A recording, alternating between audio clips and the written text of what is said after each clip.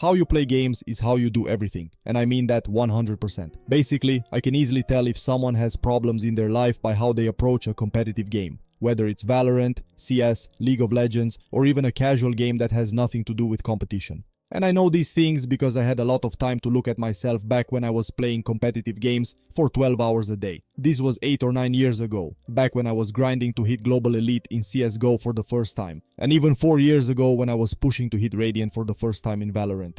All I saw was no structure, no goals, no feedback system in place. Nothing. I was just playing for the sake of wasting time. Only training things that came easy to me. I never took the time to actually watch my demos, analyze others' demos, or learn from people who were already way ahead in the journey. I thought I knew it all, and I called anyone who actually did those things a tryhard. I was somewhere in between, half committed, half pregnant, because I was too scared of being labeled a tryhard. Yeah, I know, scary.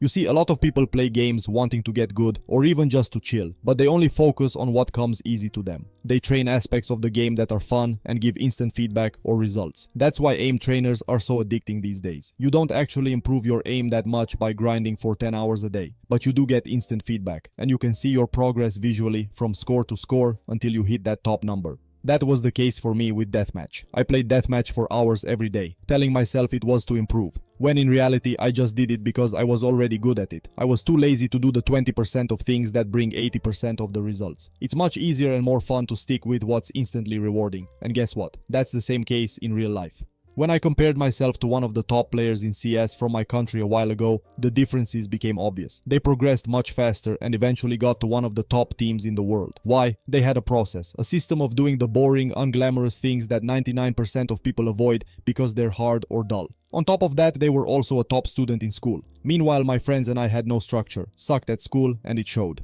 This is where life and gaming overlap. People who excel in one area of life often excel in others, or at the very least, know how to become good at anything they try. Life is basically an RPG game. The same way you level up your character in a game is how you level yourself in real life. How you decide to level up is also a character trait. Some people want to take the long road and explore, while others look for the quickest path to success, optimizing everything to enjoy the endgame content. Nowadays, I'm the latter, and that's how I approach business and everything else I start in real life. I instantly look at what the top players are doing, learn the quickest path to success, and work toward the endgame as efficiently as possible. In business, I watch every relevant podcast, read the top 5 recommended books on the subject, and then get to work with a clear, defined path in mind. Everything is optimized. I can't force myself to take the slow path or the long road. It just doesn't work for me. Now, look at yourself. Where do you stand? Are you the type who takes the long road, the one who optimizes every step, or some rare combination of both? And honestly, I'm not even sure that works in real life.